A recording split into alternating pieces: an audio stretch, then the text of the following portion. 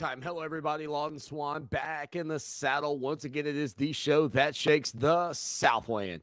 Clemson Sports Talk for you each and every afternoon as you make your way around the great state of South Carolina and beyond, listening to us on incredible radio stations like Fox Sports Radio 1400 in the Midlands and around the world on the iHeartRadio application. And the Clemson Tigers got the JOBDONE, the job done on Saturday to the tune of 48-27, dominating the Wake Forest Demon Deacons with a 21-point outburst in the third quarter. Your Clemson Tigers putting up 48 big ones on the board.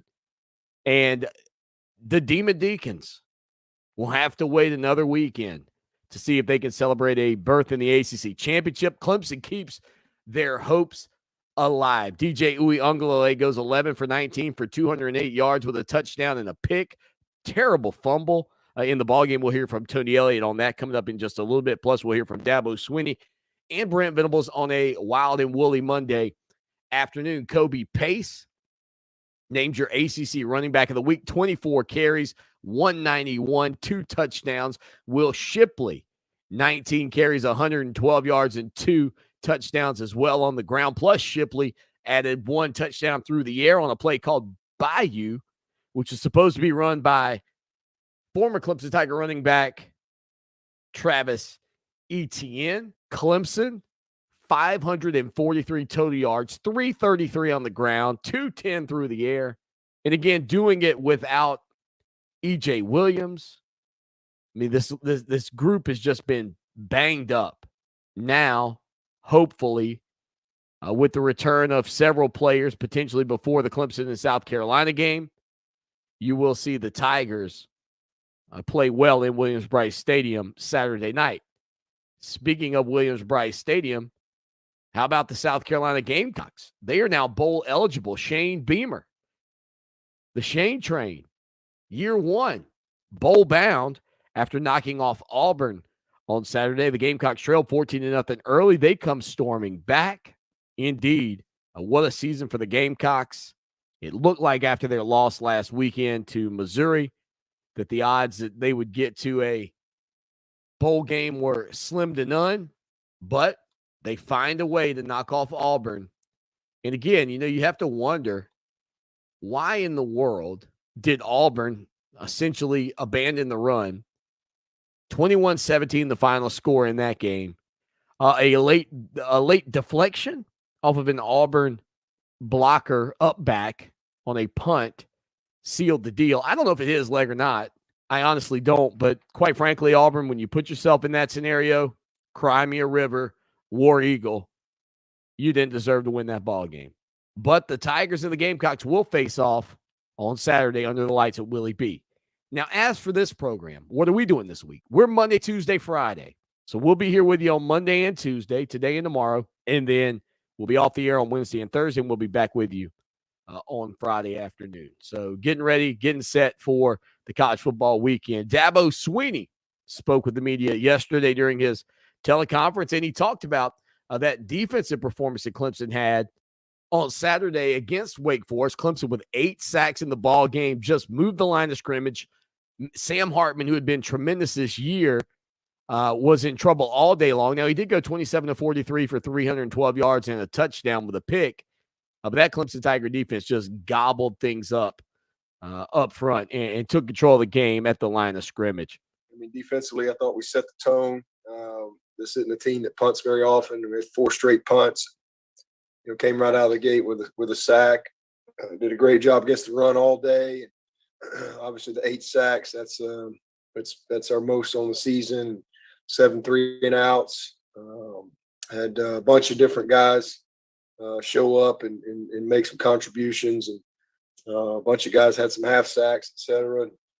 A couple critical moments, the red zone stop, the field goal, and the first drive for them, and then the interception before the half were a couple big plays. I thought our D-line won the line of scrimmage, and I thought we played the ball well for the most part. We got a little sloppy right there at the end with some things that we need to clean up from as far as our spacing in our eyes and some of our leverage and stuff. We missed a few tackles. They hit a couple of plays, and we knew they would. It's a really, really good group. But, really pleased with our guys. Dabo Swinney also noted the offense's play and, the fact that they put up 48 points. I mean, that was a huge deal, no doubt about it. And then offensively, certainly the best game of the year. We averaged 7.3 a play and 6.2 per rush. Some big plays in the passing game. Averaged 17 and a half a completion. I thought one of the real keys was third down, 8 of 12 on third and fourth down, no sacks. And the difference in the game was the points off turnovers. We were very fortunate. We were even in the margin, but we got points. We got 14 points off the turnovers, and they got none. That was a huge difference in the game. And then just really proud of how we finished offensively in the fourth quarter. We had the ball 10 minutes and 12 seconds, and really just a really physical, clean, well-executed game across the board. We did have the turnovers. That was the disappointing part, 2 fumbles and the interception. And we still missed a few plays. There was some, we dropped a couple and missed a few throws. But all in all, I'm just really pleased with the overall performance and what we needed to do against a good team. Dabo Swinney also gave this update on defensive lineman Trey Williams. Injury-wise, I think y'all saw Trey go out. He'll be done now for the season. It's been a miracle that he's been able to play all year. He's got to have shoulder surgery. He's got to have foot surgery. He's had a couple surgeries scheduled, but he really wanted to try to play as long as he could. But he's definitely done now with his foot. So really proud of him and literally how he played. Both shoulders strapped in all year long, and then also with his foot. So we'll have to finish out without him, but we'll get him well. And man, what a great player he's going to be. And I'm thankful that he was able to get 11 games of experience in this year, because he didn't get any, hardly last year. So, thankful that he did get that. So other than that, I think we're in pretty good shape, and we'll see where some of these other guys are tomorrow. Again, Dabo Swinney from his teleconference. Full audio of this up on ClemsonSportsTalk.com. He was asked about guys who ran down the hill as, quote, seniors: KJ Henry, Jalen Lay, Taquan Johnson, Darnell Jeffries, and others. Here's what Swinney had to say on that front. Oh, yeah. Yeah, Jay Lay's going to graduate in May. And so, he wants to go ahead and finish up. And, look, that's what you come to college for, is to get your degree. And I think he wants to finish, and he's a senior. And so he has that opportunity. So he, finished up the season as a senior and graduate in May. And then he's going to, try to maybe go on and get a master's somewhere else and play somewhere. So we'll try to help him find the best opportunity for himself. And I think the same with Darnell. He's graduating in December. So really proud of him and his commitment. Been here 4 years. KJ, I don't think he's made a decision yet, other than, he's not sure. We've had some guys in the past that, when Christian Wilkins came down and some of those guys, he's not really sure. He hasn't indicated to me that he's made a final decision. So we'll see where he's at. I can't remember who else you asked about. Oh yeah, Taquan. Yeah, Taquan. He declared himself as a senior, back in the summer, because he's graduating in May. He's actually got a job lined up already. He's going into law enforcement, and I'm really excited about what his path and what he wants to do, for the long term. But he's going to start out in getting in law enforcement. I think he's going to stay in the state of South Carolina and start his career there. But he's super excited about it, and we appreciate all his contributions, and really just proud of him for finishing. One of the other keys that came out of this game, and it doesn't always work this way for Clemson, is controlling the time of possession. I mean, a lot of times Clemson scores quickly, but this year, that's been a real issue for them. But they did. They won the time of possession against Wake Forest, and that was certainly important on Saturday. Yeah, it's great. I think the biggest part of the time of possession was the fourth quarter, and that's always a positive. I've never really been too concerned about the time of possession, as long as you're scoring. I think that's the biggest thing that helps the defense, is scoring points. Now, if you're not scoring and having a bunch of 3 and outs. That's a bad recipe. But sometimes you're very explosive and you don't have the ball very long, and that's why. But it doesn't affect your defense because you're getting points.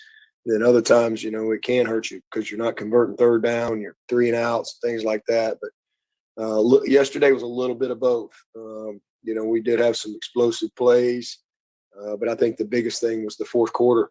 10 minutes plus, being able to hold the ball and put the game away. I think that was just a great job by our offense. Sweeney was asked about preparing for a South Carolina team with a new coach and also a team they didn't see a year ago. So for the first time in forever, these two teams didn't face off a year ago heading into the rivalry matchup at Williams-Brice. Oh, yeah. Yeah, just like any other week, you start over on Sunday and, get ready for the next opponent. Just so happens this is our last game, the regular season here, and it's your rival game. So it's always fun to prepare for this one for sure. But definitely, a lot of different people since the last time. And there's still some good people, there that's been there, but a lot of different personnel and certainly a different staff. But they've done a great job. Had a huge win last night. And, I think Shane's done an awesome job in building that team. And they've had some adversity as well that they've been able to overcome. Dabo Sweeney was also asked about the play of Trenton Simpson. I absolutely love Simpson's play. I've been all over him being in Tiger Town and the job that he can bring, the former 5-star out of Mallard Creek High School over in Charlotte. Here's what Sweeney had to say about his play and how he's developed. He can do anything. He really can. He can do anything. I was 1 year at Alabama with a guy named Derek Thomas. I don't know if y'all remember him. Hopefully you guys remember Derek Thomas. And he got to see him up close and personal, and then obviously followed him all through his career. And that's, you hate to compare people, but he reminds me of that. Derek was a little bigger, but just the versatility. I mean, all the different things he can do as far as rushing the passer, the speed he possesses, his physicality, range, you name it. I mean, he is just a really, really good football player that's just going to continue to get better. He's still learning the game, still building a great foundation for his future, but he's a weapon and, can do a little bit of everything. Very similar to Isaiah in that regard. I think he's ahead of Isaiah as a true sophomore, for sure, within our scheme. And like I said, just gonna continue to improve and grow. Sweeney was also asked about Dan Mullen. We didn't even mention this out of the gate. Dan Mullen fired at Florida, job openings all across the country. And Sweeney was asked if he felt like the college football playoff and having to make the playoff and the expectations of being in the playoff, had an impact on taking away what a 9 or 10 win season might mean for some teams. I don't think there's any question about that. That's just going to get worse, as the playoffs expand. Everything's about the playoffs now. That's sad to me. You've heard my comments on that many times, but that's what it is. So I don't think there's any question that, it becomes all about that, as opposed to, having there's only one team that can win. They got 130 teams. There's a lot of teams that are going to finish their season with wins that have a lot to be proud of, but I think that's definitely a factor for sure. Back to the ball game, DJ Uyunglele, again, 11 of 19, 208 yards and 1 touchdown with a pick. He also did that with a splint or his finger wrapped. Here's what Sweeney had to say about that development. Yeah, he's got just a little tape. It's just a little tape on it. And, he had to practice with it all week. Just like a little tendon thing in there that he's got to keep it taped up. But, yeah, he did fine. All week. And he's battling. Nobody truly healthy this time of year, but I was really proud of him yesterday. I thought he led us well. He kept them honest in the run game, made a couple tough runs, and made some big plays for us. Looking back at that Wake Forest game, Clemson secondary also did a nice job, according to Coach Sweeney. They did. I was pleased with the fact that, again, I thought we made some really good plays on the ball. Obviously had the interception, almost had another one. Venables probably should have had one, and then Ray Thornton should have had one too in the end zone there right before they scored there. So we got our hands on some balls, and we were positioned. So that was good. But like I said, I still think we put some especially down the stretch, we got a little sloppy. We put some bad things on tape, just with some of our eyes and our leverage and just some fundamental stuff that some of our spacing and our zone coverage. I thought we got a little sloppy toward the end, but I love how they competed, and I thought they set the tone early. But definitely still some things that we need to clean up on the back end for sure, that we didn't get it. We didn't get exposed for, but you best believe coaches will see it on tape. We were talking about that South Carolina game a little bit earlier. Another strange stat is the fact that you got guys on this Clemson team and the South Carolina team that have played, close to 20 games collegiately, but have never played against their arch rival. Sweeney was asking about how you get guys amped up for a game like this. Turn on the tape. There's this. Y'all will help us out in that for sure. I mean, be a very, very talked about game. So they certainly will get that vibe from everywhere. This is a game that everyone talks about throughout the state. So they'll sense that for sure. But turn on the tape. They've got some good players. They're running the ball well. They've got a couple of really good skill guys outside. Big offensive line. Their D line is really good. It's a really good group. So we just go back to work, and just like we try to get ready every single week, go have a good meetings and good practice, and get ready. Again, Dabo Sweeney in preparation for Clemson's matchup with South Carolina. He was also asked to clarify on KJ Henry's situation and also Jake Venables. Oh, no. I think he's just trying to see what his evaluation is from the NFL guys. Oh, I see.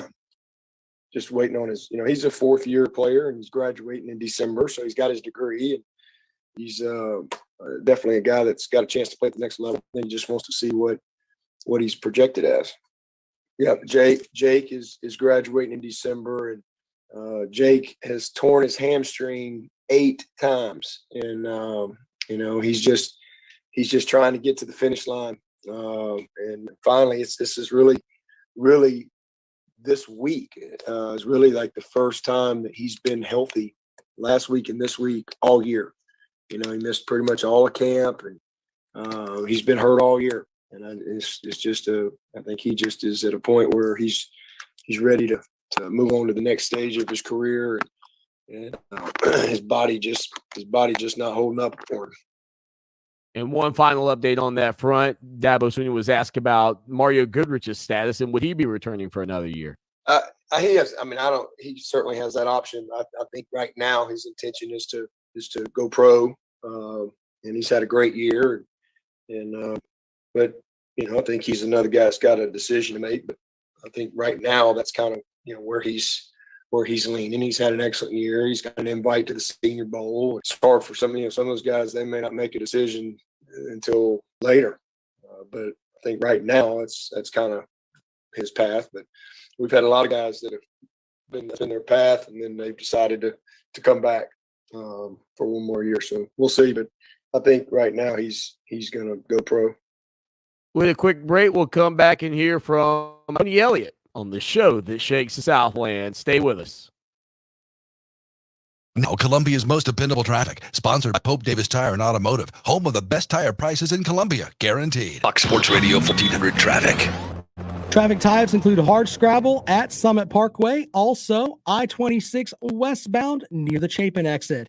The 103.5 FM WVOC traffic tip line number is 343-1055. This report is sponsored by Pizza Hut. The original stuffed crust from Pizza Hut is so cheesy you'll want to eat it backwards. But what if we play the song backwards? One topping, just $12.99. No one out-pizzas the Hut. Ask for a limited time offer. Not available in some locations. Exclusions apply. Extra charge for more toppings and extra cheese. Who Put your business top of mind with customers this holiday season. iHeart Ad Builder is the cost-effective way to create a custom radio ad that can reach customers wherever they go. Answer a few questions online, and Ad Builder does the rest.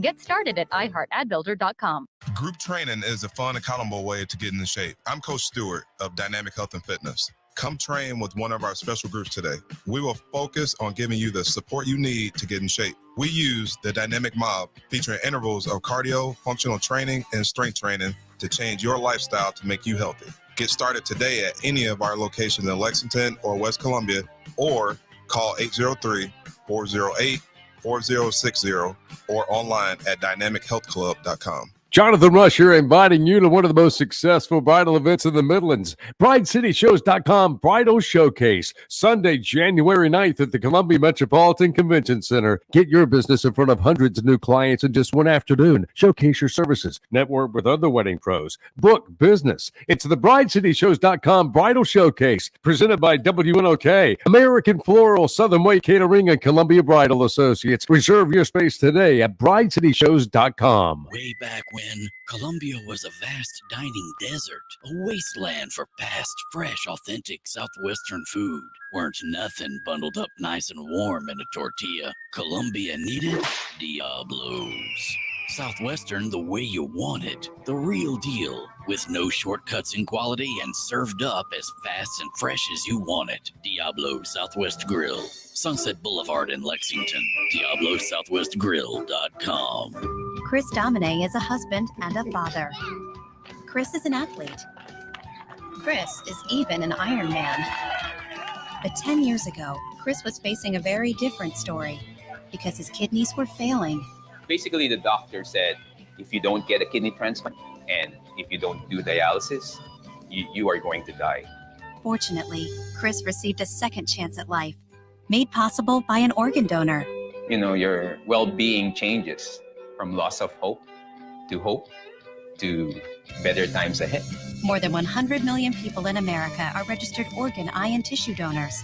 People of every age and ethnicity, because they believe it's the right thing to do. Imagine what you can make possible by leaving behind the gift of life. Learn more and sign up as an organ, eye, and tissue donor. Go to organdonor.gov. A message from the U.S. Department of Health and Human Services, Health Resources and Services Administration. You can save money and help the environment without taking a vow of poverty. How does that work? Well, by choosing Energy Star qualified lighting for your home. When you do, you'll become part of a growing national movement. Just go to EnergyStar.gov and click on Take the Change a Light Pledge. It takes only a few short seconds for you to have a long-term impact. Brighten your environmental future. From the U.S. Environmental Protection Agency. Follow Clemson Sports Talk on Twitter at Clemson Sports. Now more of Clemson Sports Talk. Take it away, Dad.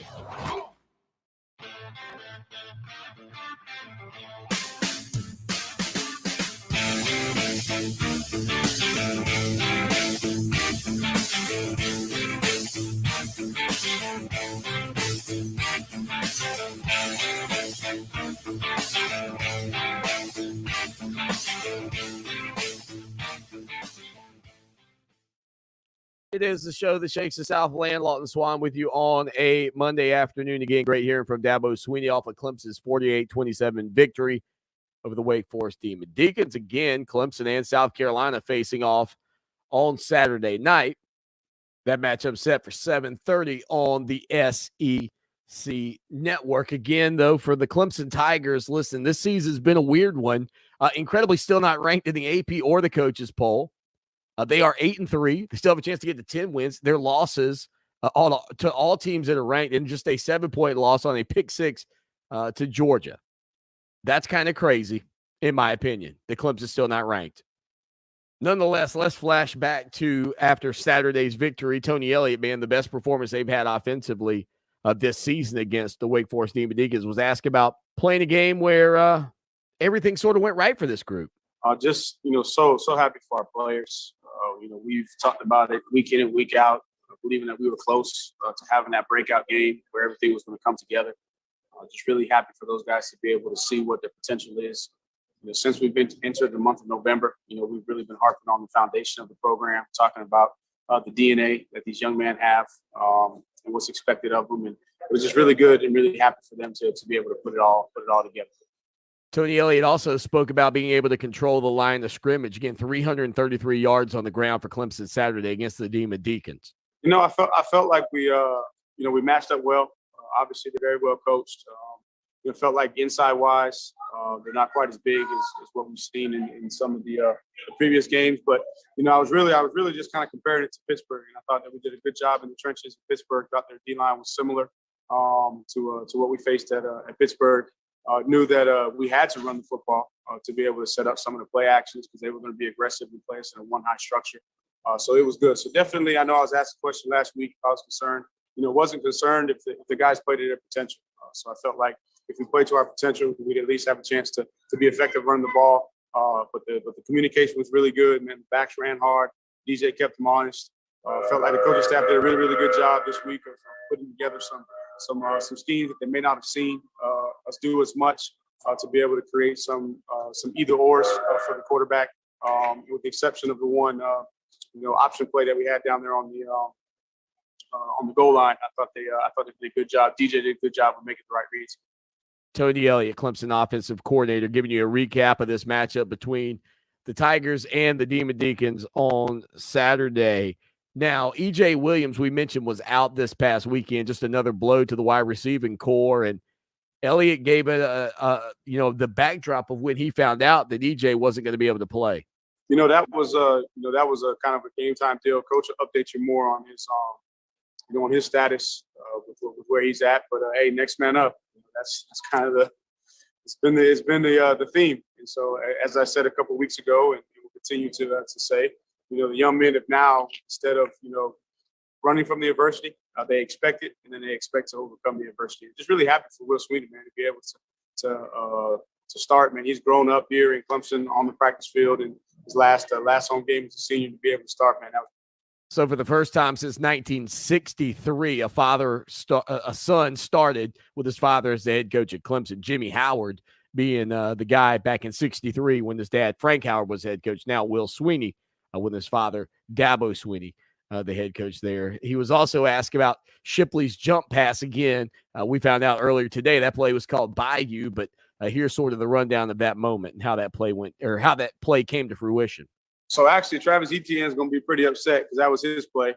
We even named it after something out of Louisiana for him, and we've had it because we would run that direct snap to Travis and run basically the ISO play there with Travis. And so we've had it, for a while, just trying to find the right opportunity.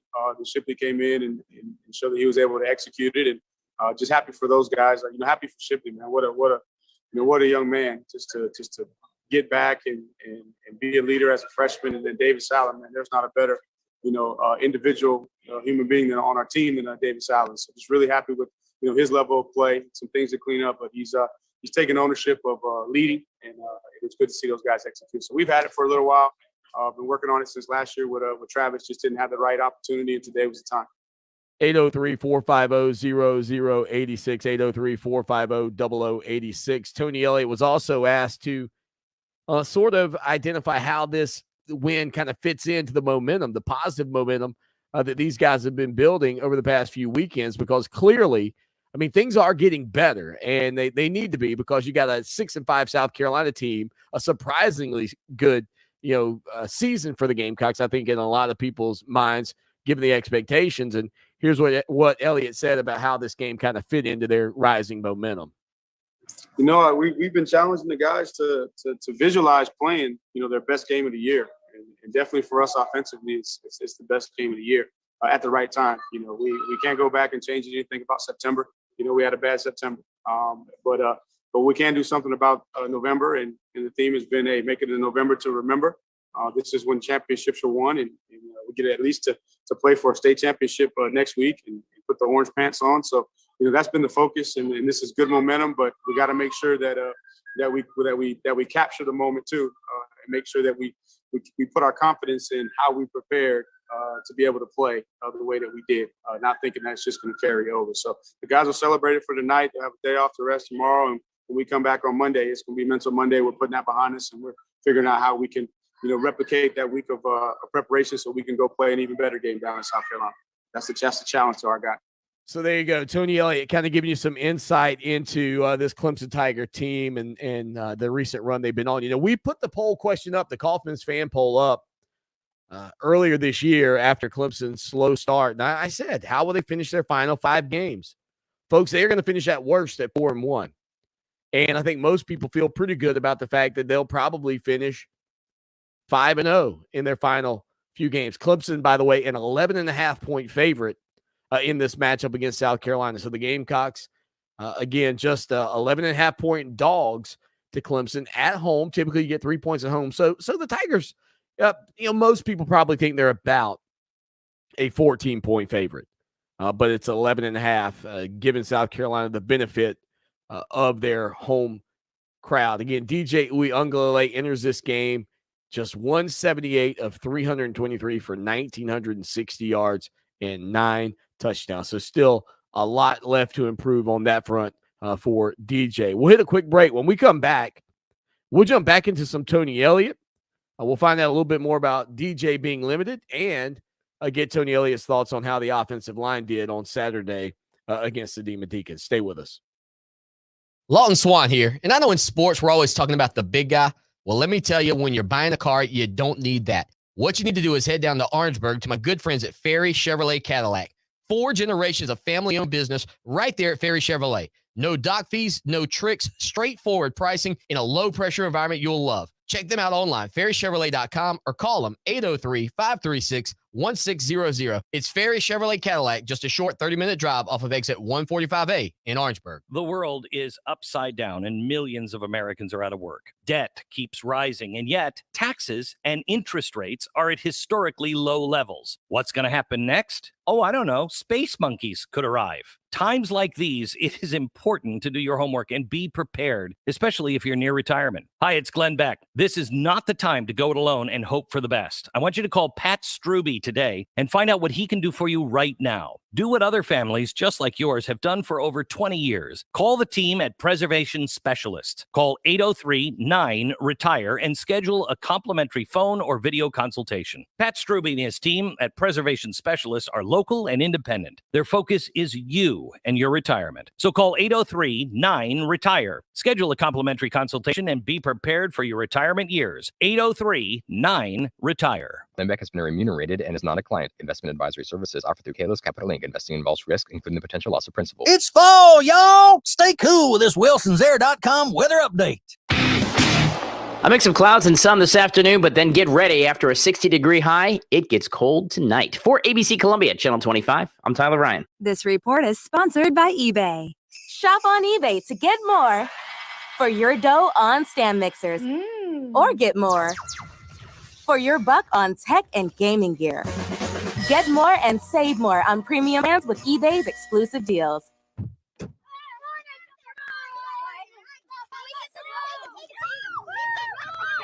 They'll challenge your authority. They'll try to break your will. They'll push you to the edge of your sanity. Because that's what kids do. But this car is your territory, not theirs. Defend it. Who makes the payments? Who cleans it? Who drives it? You do. That's who. And in here, your word is law. So when you say you won't move until everyone's buckled up, you won't budge an inch. Until you hear that click. Never give up until they buckle up. A message from the National Highway Traffic Safety Administration and the Ad Council. For more information, visit safercar.gov/kidsbuckleup. There are many sounds in your day-to-day life. There are sounds that wake you up. Sounds that make you smile. Sounds that energize you.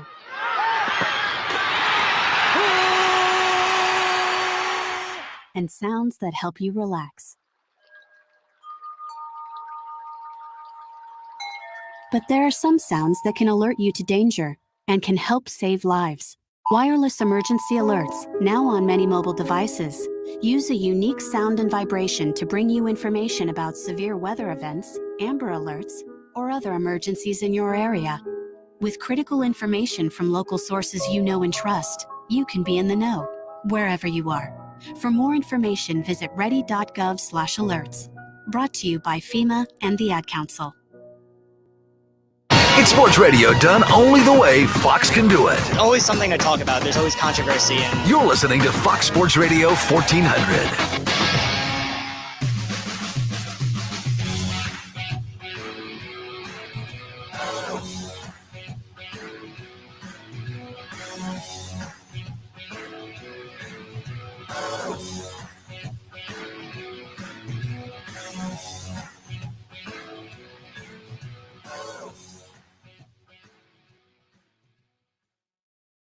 Back with you on a Monday.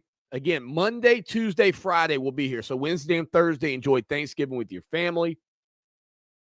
Tony Elliott, speaking with the media after Clemson's 48-27 win on Saturday, was asked about the last time he remembers just forcefully pounding the run against the team the way they did against the Demon Deacons Saturday. Right. I just felt like the guys, that's a tough question to remember, the last time. You guys know how I am. I move on and I'm focused on day to day, week to week. But what I think it was is again, the coaching staff did a good job of putting together some side plays that kind of neutralize the numbers. They're an 8-man front. They're going to have an extra guy, so you got to pick up a hat. We had some either ors for the quarterback, and I thought DJ did a good job. So we were able to get the ball in space. I felt like we got the ball in space. That was the one area, because when you watch Wake Forest in preparation, when you look at the numbers defensively, it didn't match up to what you saw on film. And so we knew we were going to have to get the ball in space. And really a lot of the yards came from balls in space and somebody missing a tackle. So that was kind of the plan, to be able to, go sideline to sideline with the run game and then be able to go at them and just mix it up. So the guys owned the plan. They were prepared. They had the right mindset. They had the right passion. They had the right level of energy and focus to be able to go out and just execute at a high level and see what their potential could be, when they put it all together. Elliott was also asked about DJ Uiagalelei first being limited. We mentioned earlier about the splint that he had, or the wrap that he had on his index finger, and that was noted during the broadcast as well, the issues that could bring to the table. But also, about the offensive line, DJ being banged up with his knees and not really being able to roll out and move the way he might want to, and what that took for the offensive line to protect him on Saturday. Correct. That was the challenge. That was the challenge to the offensive line and to the running backs and the tight ends and everybody that protects. Man, that's our captain. That's our quarterback. Man, let's keep him upright. Let's make sure that and if you keep him upright, then he's going to make the plays that are going to put us in position to win the game, and then come around him. And so what you saw is a quarterback that had a supporting cast that really, really supported him. And DJ, man, I'm so proud of DJ because he's been under more scrutiny than probably anybody in the country. And the young man, and he's got a knee, been playing through a knee. He won't make no excuses. He prepares week in and week out. So my challenge was to everybody on the offensive side of the ball, man, let's go protect our quarterback. And that's where it starts. And so when you can protect your quarterback in the throw game, and then you can run the ball, then you set up some of your move the pocket stuff. And so it was good to see that the offensive line, really, really came together today. Had the cohesion and the chemistry to be able to run and protect. And speaking of that offensive line, I know those guys don't get a ton of credit. They don't get a ton of headlines, but I guarantee you, when Kobe Pace rushed for 194 yards on 24 carries with 2 touchdowns, I guarantee you those guys got some pats on the back, not only from Robbie Caldwell and that group, but certainly the running back room, including C.J. Spiller, helping Kobe Pace have a career performance. Here's what Tony Elliott had to say on that front. Oh, it was awesome. It was awesome. And just the way him and Shifty complement each other. And, there was some runs, I would call dirty runs. They weren't blocked all the way. They had to run through some tackles, and they did a good job. So really, really happy for Kobe. And, Kobe's been working, and he's been challenged too, because the young freshmen come in are very talented. So just happy to have, all those guys and to really see the chemistry and the bond that is being created between all three of those running backs in the running back room. So the future's bright for those guys. We just got to continue to, from a coaching staff standpoint, put together a good plan. Then we also got to continue to do our job, from an offensive line perspective. Because if you give those guys an opportunity, they'll find a way. Elliott also talked about Bo Collins. Collins got his third touchdown reception in 3 games as a freshman, pulling off that feat. So impressive. And Elliott kind of gave an idea of just how Bo Collins has been developing over the past few weeks for this offense. So Bo, Bo showed up. I'll compare Bo to an Amari type. He has a pro mentality. He's very, very businesslike. Has a workman's, a blue collar work ethic. He's very detail oriented, and so we knew it was just a matter of time. And early on in the season, dropped a couple balls, but fought through that. And once he was able to get over that hump there of dropping a couple balls, man, he's really, really taken off. So everything was there from the beginning. It was just a function of getting the experience to be able to have that ultimate confidence to be able to go and make those plays. And that one-handed catch was unreal. So just happy for Bo, and I expressed to his parents earlier in the week, man, just what an awesome young man. He's got an unbelievable smile. He lights up the room. His character is unreal. Yes sir, no sir, and all about his business. And because of that, he's going to make those guys in that room for the future even better. And finally, one of those plays that just leaves you scratching your head when it comes down to DJ Uyunglele. There was a bad pitch that turned into a turnover. Fortunately, Clemson got the ball right back, but just a terrible decision by DJ, given the spacing, in my opinion. Here's Elliott's thoughts. So biggest thing was just don't panic. Don't panic. And that one, that was on me. The option there was just trying to change it up a little bit. Probably should have just handed it off and went straight downhill. But we had some success getting the ball on the perimeter, so that was more on me than DJ. And so just pick the guys up and say, hey, look, man, defense is playing good. We'll get an opportunity, and when we get an opportunity, let's go capitalize. And then once we got the ball back, we were able to, I think 3 straight plays and put it in the end zone. So the emotion was it wasn't a roller coaster, like it might have been in the past. Like I said, the guys know adversity's coming. And now they expect it, and they expect to play through it. And that's what I told them. I said, don't focus on any of the negative plays. Let's focus on the 7 seconds between whistles, what we can control. And if we do that, at the end of the game, we'll put together enough positive plays to be in position to win. Tony, is he supposed to just eat that or turn it up once? No, it was a pitch play, but the guy got on him so quick, and the footwork that we were using in that situation was tough. So if he saw it, he could turn it up. It's just speed option right there with a different presentation. But he thought he could get it to Kobe, and the guy got into the pitch lane. So he's taught to attack the inside number, which you want to do in option football. He could have just dove it back into the line, but he thought he could get there, and credit their guy. He made a good play. And Elliott's right. I mean, it's a heck of a play, but if you're a DJ, you gotta see that. You gotta know the spacing doesn't exist, and you gotta eat that football. You gotta make the proper play. I mean, if you're a former 5-star quarterback, you can't be making those types of poor decisions because that can cost you in the ball game. And Clemson was very fortunate that one didn't. We'll hit a quick break. We'll come back with more of the show that shakes the Southland. Are you thinking about refinancing your home, but worried that closing costs could cancel out any money you'd save? Not with Cap Center's zero closing cost mortgages. This is our 6th time using Cap Center. The quality of service was excellent, and the savings were substantial. Cap your closing costs. Visit capcenter.com.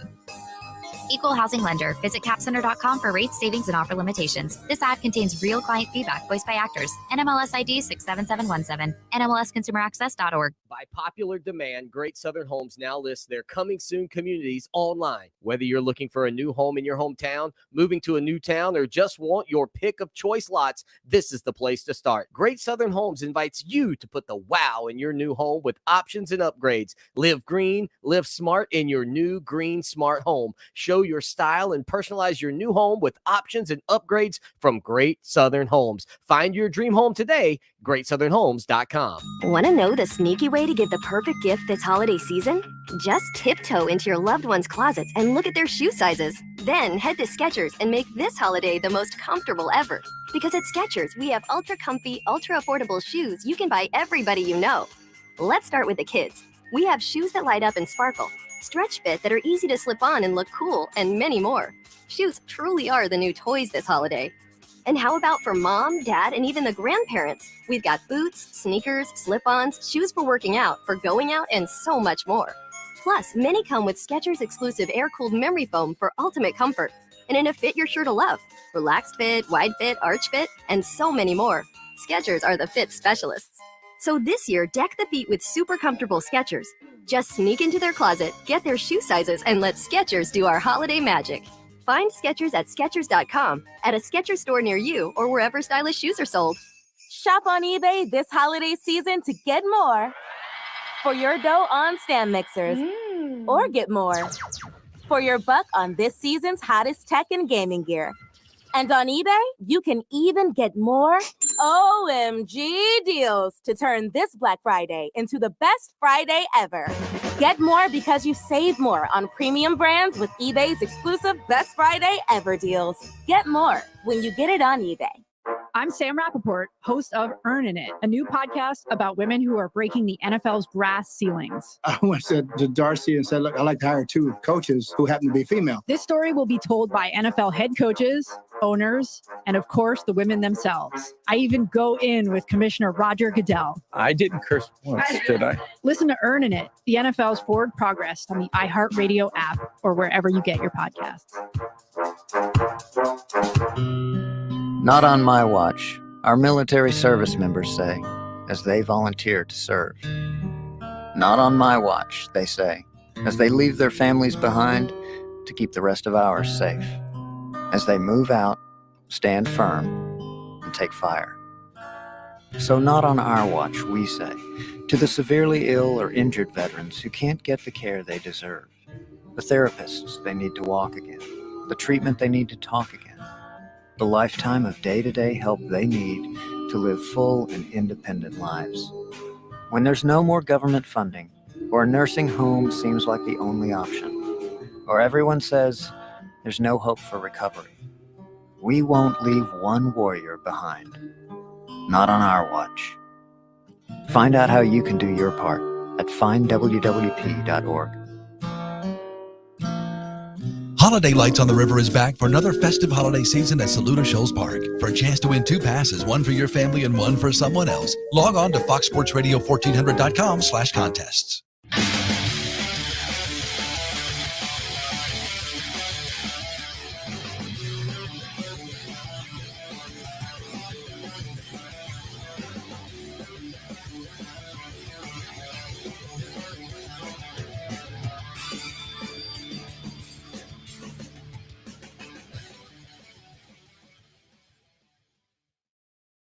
The show that shakes the Southland on a Monday afternoon. Lawton Swan with you. Coming up, William Qualkenbush will be a part of the program. We'll get his thoughts on Clemson and Wake, plus Clemson and South Carolina, as it is Thanksgiving week here on the program. Scheduling note, Monday, Tuesday, we'll be here. And we'll be off on Wednesday and Thursday. We'll be back on Friday. Clemson, by the way, with their victory over Wake Forest, improved to 69-17-1 all-time against the Wake Forest Demon Deacons. That is second all-time only to Clemson's 71 victories over the South Carolina Gamecocks, and Clemson will look for that 72nd victory on Saturday night, again on the SEC Network, a 7:30 kickoff between the Tigers and the South Carolina Gamecocks. I saw a stat as well today that I wouldn't call it a mind-blowing stat per se, because I think everybody expects for the most part that Clemson is most likely going to dominate Duke and Wake Forest. Most people would believe the same for, say, NC State and even North Carolina. And now playing North Carolina and Duke less because they're on opposite sides of the division certainly increases the odds that those two teams don't win inside Death Valley. But there was a stat on the ACC Network that gave the records of those teams against Clemson in Death Valley. Get this, the last time Duke, and I know we talk about Clemson and their poor record on Tobacco Road in basketball. No doubt about that, but get this. The last time Duke won at Clemson was 1980. The last time Wake Forest won at Clemson was 1998. The last time North Carolina won at Clemson was 2001, and the last time NC State won at Clemson was 2002. Since the year 2000, Tobacco Road teams have combined to go 2 of 28 in Death Valley. And Duke hasn't won in Death Valley since 1980. I mean, that is just absurd. But now you know. As good as Clemson basketball, or excuse me, as good as those teams have been against Clemson in basketball, they have been equally as poor against Clemson on the gridiron. 803-450-0086. Text line, phone line again. William Qualkenbush coming up here in just a few minutes. As for the Atlantic Coast Conference and what needs to take place for Clemson to get to the ACC championship game, I mean, you got a couple of scenarios here on the outside. Both of them involve the two teams, Wake Forest and NC State, needing to lose coming up this weekend. Fortunately, I would say for Clemson, NC State, who dominated Syracuse on Saturday, I think the fortunate thing for Clemson is the fact that NC State and North Carolina have an odd week playing on Friday. Now, why is that important or significant or something to even consider? Well, I tend to think, first off, that North Carolina, in all honesty, has a legitimate chance to win this ballgame, and I've thought that all along. But conversely, I think anytime you alter a schedule and force a team, and again, I know both teams are having to maneuver, but I just think that anytime you have that happen, it can be beneficial for the team that's sort of deemed or foreseen as the underdog, if you will. Now, for North Carolina, it is a road game. It is a road game. And, you know, you just kind of hope that the pressure of knowing what's on the line in some respects for NC State out of the ACC championship game, you kind of hope the pressure of that gets to them. It is a 7 o'clock kickoff on ESPN Friday night. Plus, I think you hope that North Carolina, because of what they were supposed to be, plays like that and comes out and gives an unbelievable amount of effort in this ball game, and consequently also plays as if they know that, hey, if we beat NC State, we upset the apple cart for them. Like, there is no hope for North Carolina in the Coastal. This is essentially North Carolina's championship game. This is their ACC championship. This is their chance to keep North Carolina State out of it, their arch rivals. Again, that is a 7 o'clock start on ESPN on Friday.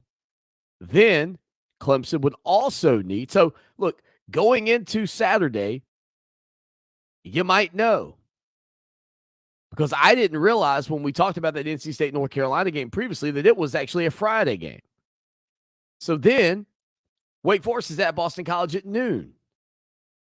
And if by some chance you end up having a situation where Wake loses at BC, now it's a different game. And Sam Hartman was a little bit banged up. I mean, now you're talking about Clemson going to the ACC championship.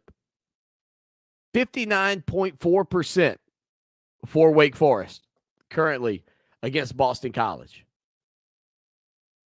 60-40 is the split on that one. The Demon Deacons favored by 5 points in that ball game. That game has shifted about 2% towards Boston College since we looked at those numbers on Friday.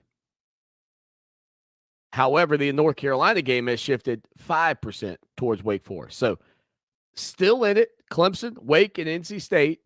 But by the time Clemson kicks it off against South Carolina on Saturday, they might know that they're in the ACC championship game, if you can believe that. And again, it all started with that 48-27 victory on Saturday in Death Valley. Could North Carolina beat NC State on the road? 7 o'clock, absolutely. Could Wake Forest fall against Phil Dracovic and Boston College? Sure thing. And if that does happen, you'll be playing in Charlotte, Tiger Nation. With a quick break, hour 2, William Qualcomm is Clemson doing the Sports program Talk next. with Lawton Swan on Columbia's home for sports. Fox Sports Radio 1400. Now, Columbia's most dependable traffic, sponsored by Pope Davis Tire and Automotive, home of the best tire prices in Columbia, guaranteed. Fox Sports Radio 1400 traffic. Traffic types include St. Andrews at Jameel Road, also a wreck on Two Notch at Brickyard. The 103.5 FM WVOC traffic tip line is open at 343-1055. This report is sponsored by BioNTech and Pfizer. Festivals, football, the great outdoors. Some people say fall is the best time of the year. It may also be a great time to consider getting vaccinated against COVID-19. Sponsored by BioNTech and Pfizer. Help the planet with a tip from iHeartRadio Earth. Education doesn't just take place in the classroom. There are many ways for children of all ages to learn about sustainability and environmental education at home. Visit iHeartRadio.com/Earth for a list of resources, activity guides, and toolkits that are educational and fun for the whole family. Brought to you by iHeartRadio Earth and the National Environmental Education Foundation. To find more tips for smarter, sustainable living, or to take action in your own community, go to iHeartRadio.com/Earth. Hey, it's Tumbleweed, and if you're from here like me, you soon learn that this time of year, your party's not complete without a family tradition. Cheerwine Holiday Punch. And the Cheerwine family has taken the traditional recipe and made Cheerwine Holiday Punch available at your local grocery store for a limited time in 2-liter bottles. Let me brag on myself just a little bit. You should taste the glaze I make for the holiday ham with Cheerwine. Superb. So for great holiday recipes, just go to cheerwine.com. Cheerwine Holiday Punch is back for a limited time, available at Food Lion, Publix, and Walmart. Cheerwine Holiday Punch, uniquely Southern. Guys, now there's no excuse. Peak Performance for Men has helped thousands of men overcome erectile dysfunction. The question is, what are you waiting for? Live the life you want today with a free consultation. No medication, no pumps, no needles, no pain, no surgery, and absolutely no downtime. Just non-invasive acoustic wave therapy that will have you back to your natural form. That's right. Now for a limited time, a free consultation. There is no risk. Fix it for good with one phone call. Call the Columbia office today at 803-302-8181 or find them at peakperformanceformen.com.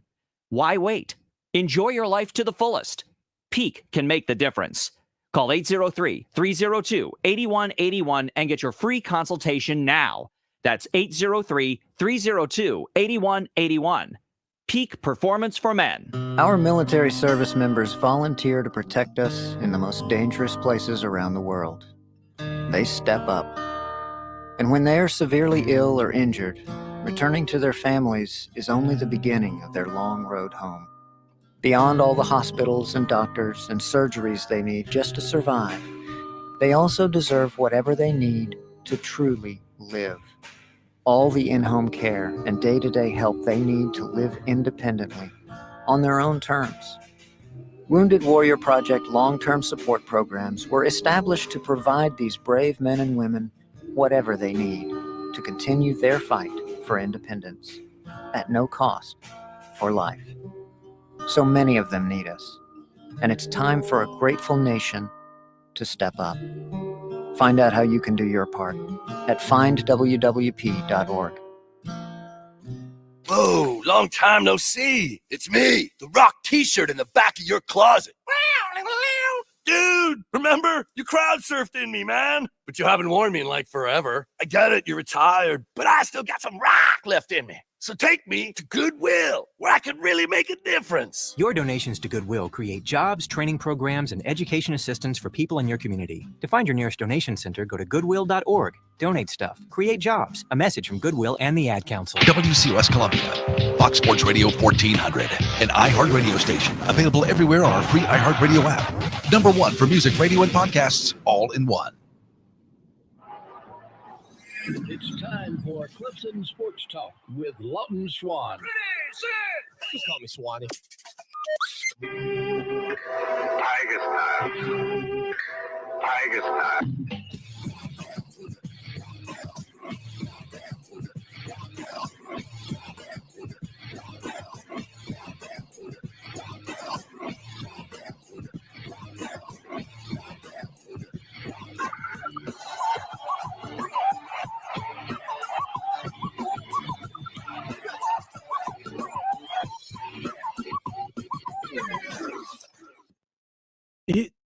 is hour number 2.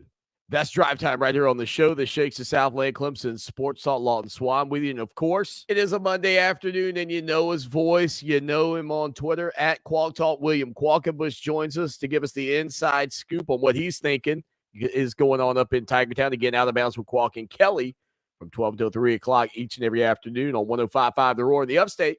Qualk, big guy, happy Thanksgiving. It's looming, and we certainly appreciate you carving us into your schedule, my man. Happy Thanksgiving to you, Swanee, and I'm ready for a conversation where there's not that much to complain about for once this season. Well, Qualk, I will say and we'll get to Clemson, South Carolina, because the tenor of that matchup has changed quite a bit, I would say, given where everybody thought it would be back in September when the season got started. But this Clemson Tiger team, for the first time really this year against a Power 5 opponent, 48 points against Wake Forest, 333 yards rushing. Listen, our listeners, my readers over on ClemsonSportsTalk.com, they know the stats, but give us your thoughts on what you saw on Saturday in Death Valley. Well, I was not surprised that Wake Forest struggled to move the ball. My score prediction was 27-22. And the reason that I said that was because if you look at the track record of Brent Venables against Dave Clawson's offense at Wake Forest, Brent Venables has destroyed Dave Clawson. And that includes the last 4 years of really good Wake Forest offenses that are somewhere between 32 and 36 points per game.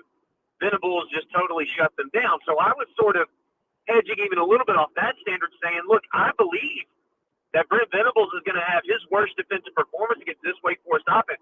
It wasn't like I was taking anything away from this Wake Forest offense. I assumed they would outperform the other Wake Forest offenses.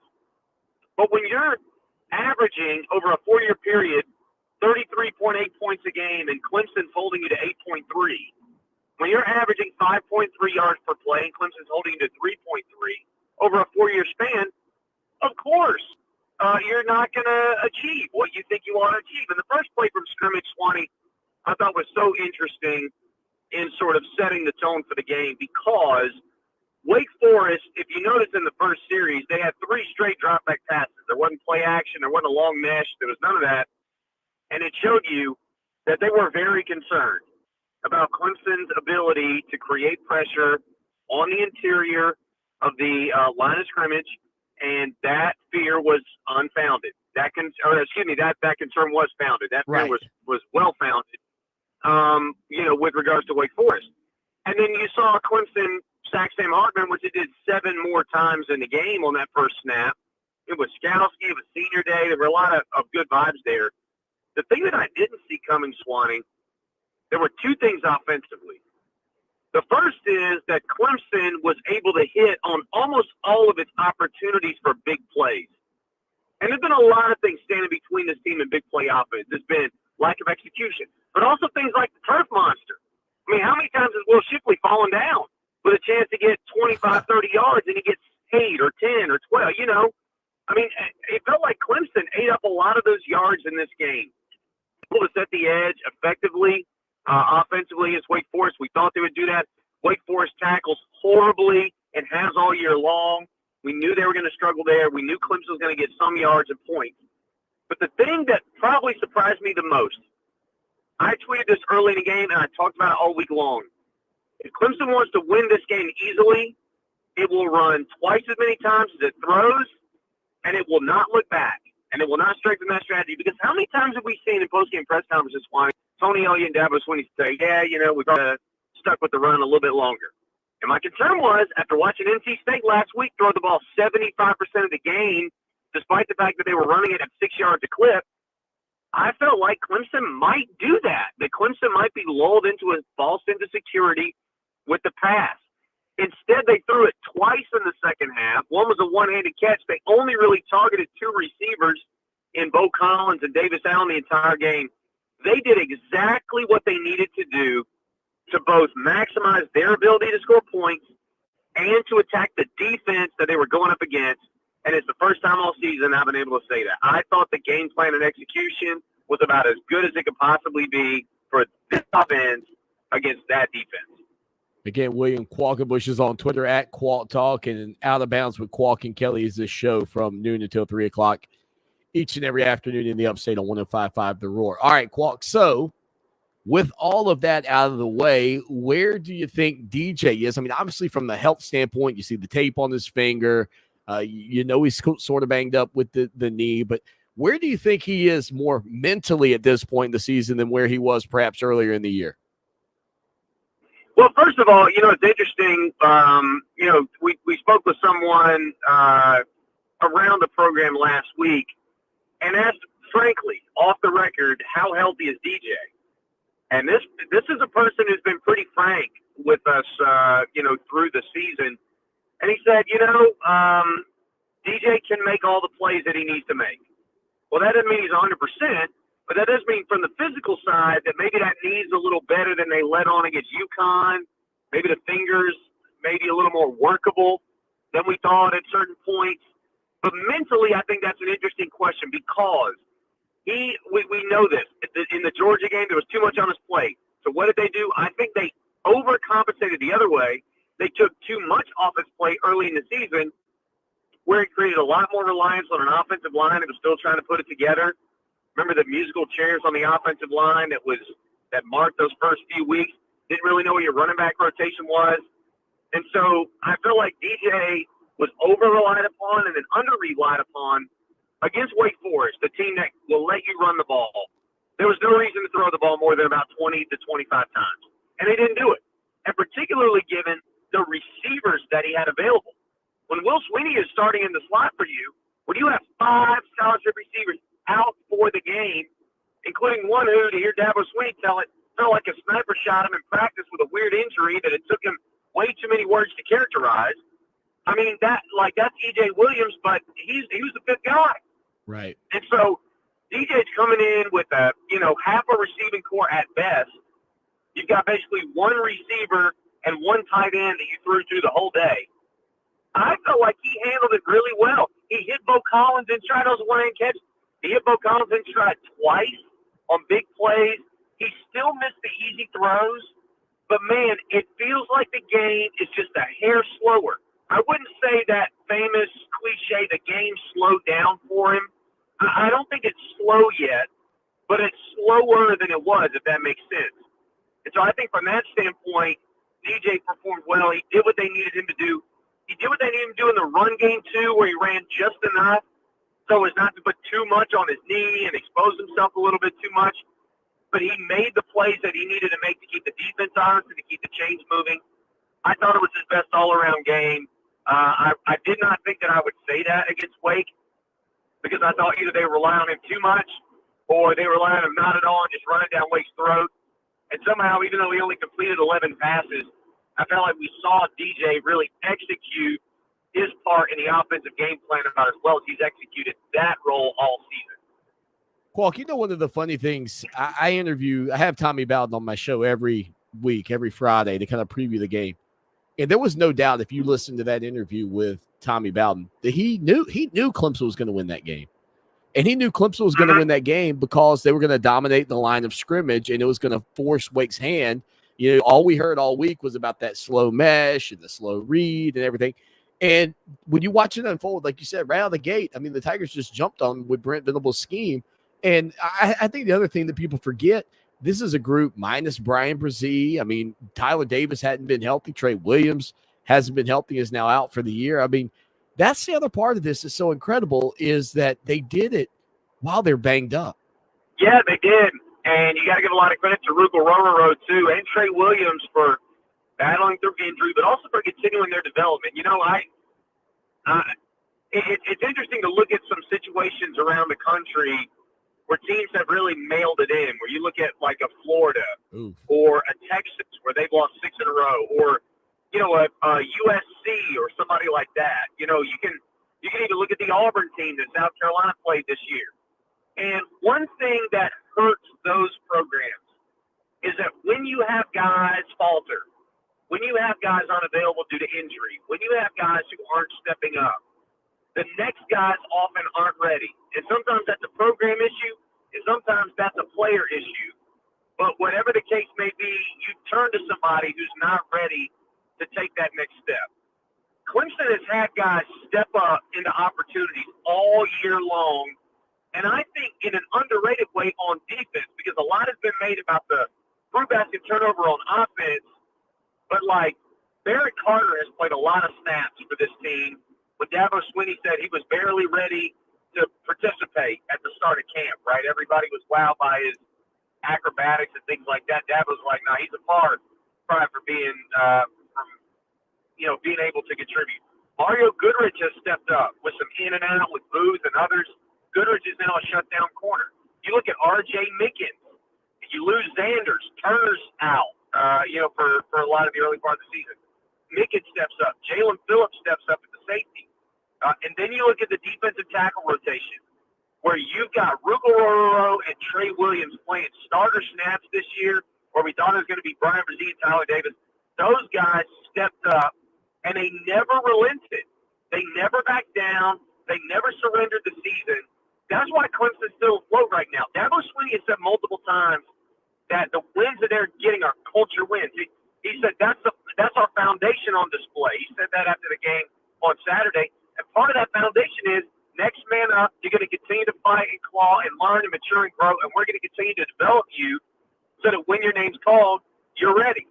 They are not in the business of throwing people out there for the most part. It's happened some this year, particularly in the offensive line, throwing people out there who are totally ill-equipped to handle the challenge. They know what they're doing to get those guys ready, and I think the defensive tackle rotation is a perfect example of how some of those programs, Florida, Texas, USC, Washington, whoever it is, when adversity strikes, the guys in the middle of the depth chart, on the bottom of the depth chart, are not ready to step up. And they just totally wilt under the pressure. And Clemson's seen so many guys who step up into that and embrace it. That's the difference between Clemson and the program and some of these other wannabe programs who think they're entitled to certain things nationally, but continue to get it wrong.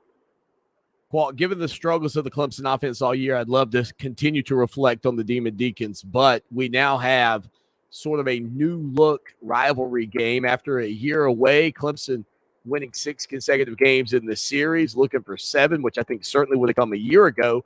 Now, who knows? I mean, South Carolina beats Auburn this past Saturday. Clemson 11.5-point favorites in Williams-Brice Stadium. This Gamecock club's excited about this game, I think much more so than they were a few weeks ago.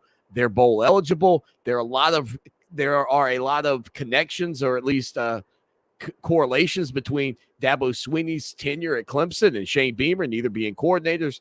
I mean, you could go on and on, both being young. I think the mindset of the all-in kind of deal that Dabo Swinney had, and this welcome home sort of deal that's going on with Shane Beamer. And hey, they're both left-handed. I mean, I can go on and on about the connections between these two guys. But seriously, this game certainly has a different tenor than it did, say, 2 or 3 weeks ago. It does, and I want to say I think South Carolina is the most improbable bowl team that we have in the country right now. You've got a program that just didn't have any good players. Before the season started, they were bringing a GA on the scholarship to be their starting quarterback in their opening game. You have lines of scrimmage that need significant work. You've got a lack of NFL talent or highly recruited talent really everywhere but the defensive line and the backfield. And both of those places have had injuries. You've got a group that was underdeveloped, undercoached, probably underappreciated by the previous staff in many respects. And Shane Beamer had a chance to love on them. And Shane Beamer's had a chance to coach them up. And look, their last 2 wins are against 2 teams that probably should beat them, even with their issues. Florida's issues are self-inflicted. I mean, they just flat gave up. Yeah. And they can't beat anybody. 2-9 in 11 games against Power 5 competition. That's why Dan Mullen is in the unemployment line. But Auburn, even with a backup quarterback, lines of scrimmage, they should beat South Carolina. Tank Bigsby's a stud. You've got better players on both sides of the ball. South Carolina's able to beat them. So, yes, I think the fact that South Carolina got the 6 wins with the schedule they had and the adversity that they've had, the injuries and so forth, it is a testament to the job that Shane Beamer has done and his reason for optimism. With that being said, Clemson is an 11.5-point favorite on the road against a bowl team, and I think that might be too low. Let's look at South Carolina's last 2 wins. Florida quit. What happened the next week when South Carolina went to Missouri? They were down 17 in the fourth quarter, team that quit on defense before the season started, right? Then they faced an Auburn team with their backup quarterback that committed one of the dumbest, most intentionally self-inflicted coaching blunder wounds that I have ever seen in my life when they went for it on fourth down in their own territory late in the second quarter, up by 7. They basically let South Carolina back in the game being dumb. Clemson is not going to let South Carolina back in the game being dumb. They also feel good about themselves. I think there is a way to appreciate what South Carolina has done. I think there's a way to appreciate what Shane Beamer has done with his coaching staff and what those Gamecock players and fans can experience this year, which is much better than they thought, and still say that there is a sizable gap between these two teams, even if Clemson doesn't play as well as it did last week offensively. South Carolina, in its last 3 games against teams that cared, they have given up over 5 yards a carry. They gave up over 5 yards a carry to, I believe, Tennessee earlier in the season. Clemson could take the same game plan against Wake Forest, I think, and put it into practice on the road against South Carolina and make those fans sit on their hands and grind the clock out. I expect them to do that. I think it's going to be the Payson Shipley show again, and I'm not sure there's a whole lot that South Carolina can do to stop them. And I also think that, that run game is okay, but that offensive line, boy, it has been a disaster, and I think they're going to really come after Jason Brown. Josh Vann better have 250 yards in this game because I don't know that anybody else on South Carolina's receiving core really scares Clemson at this point. All right, final thing, Qualcomm. We don't have much time. The end of the Clemson-West Virginia game, six guys on the court in a technical foul. I've never seen it, Swanee. I've never seen a Clemson game. I've seen it probably a handful of times in my life at any level. It's totally inexcusable. I don't think there's any way around it that Clemson has played the last 2 games a really good winning 3 quarters of basketball, and in the final 10 minutes they've lost both games. I thought the game yesterday was officiated in a horrible way. I don't know how West Virginia went 9 minutes in the game without committing a foul, and it was the 9 hardest playing defensive minutes that they had. I don't know how that's possible, but that said, Clemson did not execute well enough down the stretch, and West Virginia did. Same with St. Bonaventure, and those are not bad losses, but those are 2 wins that you need to have on your resume, particularly given that you had double-digit leads in the second half. And the way you lost it with the 6 men on the floor, totally unacceptable. Brad Reinell knows it.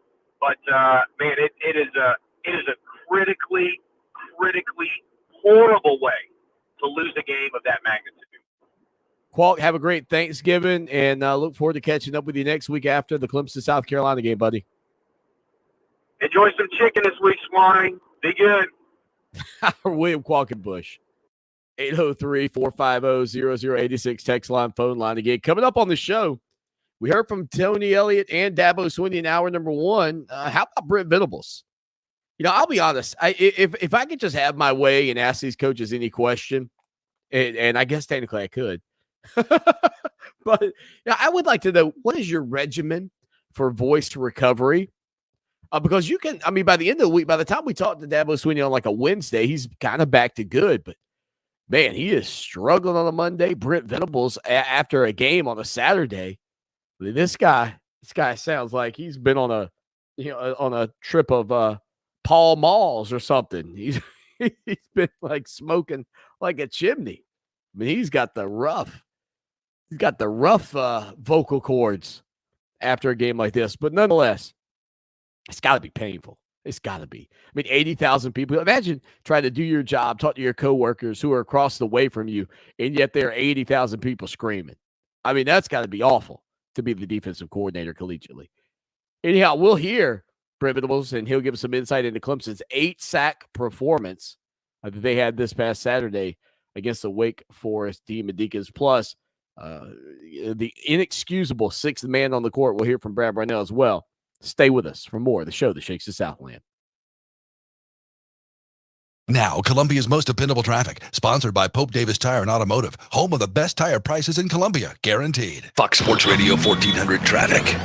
Traffic tie-ups include St. Andrews at Jameel Road, also a wreck on 2-Notch at Brickyard. The 103.5 FM WVOC traffic tip line is open at 343-1055. This report is sponsored by the Blue Cross and Blue Shield Federal Employee Program. At the Blue Cross and Blue Shield Federal Employee Program, they cover more federal employees, retirees, and their families than any other health plan. Now it's time to see what they can do for you. Learn more about healthy benefits at fepblue.org/wecan.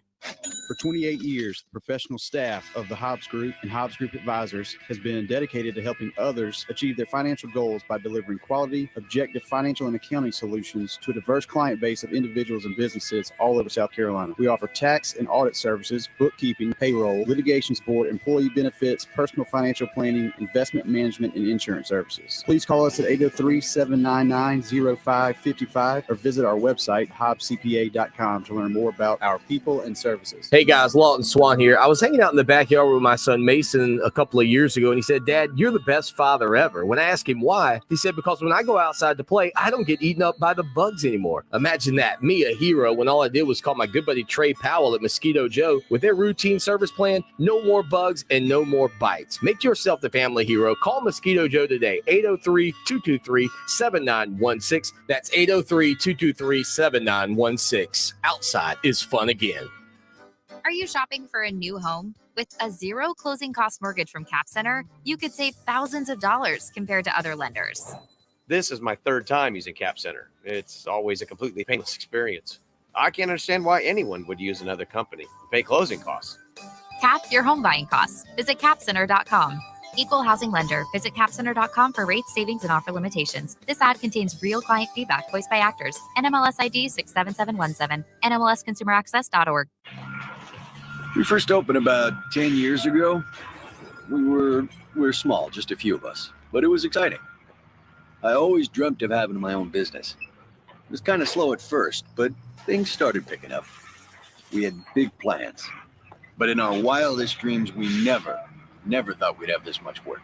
Yeah, with so many businesses caught off guard by the storm, Reed Waste Management has never been busier. What will become of your business after a disaster? Nearly 2/3 of businesses aren't prepared for an emergency, and 40% of businesses that experience a disaster never recover. Make an emergency plan now before it's too late. For a free online tool that helps you develop an emergency plan to keep your business up and running should disaster strike, visit ready.gov/business. Brought to you by the Federal Emergency Management Agency, the American Red Cross, and the Ad Council. Cutting-edge Braille instruction, both in-house and virtual computer training, educational workshops, job coaching. These are just some of the critical services offered by the Federation Center of the Blind, which is affiliated with the National Federation of the Blind of South Carolina. This year, we're observing our 60th anniversary. We invite you to join us by calling 803-254-3777 or emailing nfbsc@sc.rr.com. For victims of drunk and drug driving, our grief is unique, but you are not alone. MAD is here to help. Call our 24-hour victim helpline at 877-MAD-HELP or visit mad.org. That's MADD.org. Looking for South Carolina's favorite country? You'll find it at 97.5 WCOS.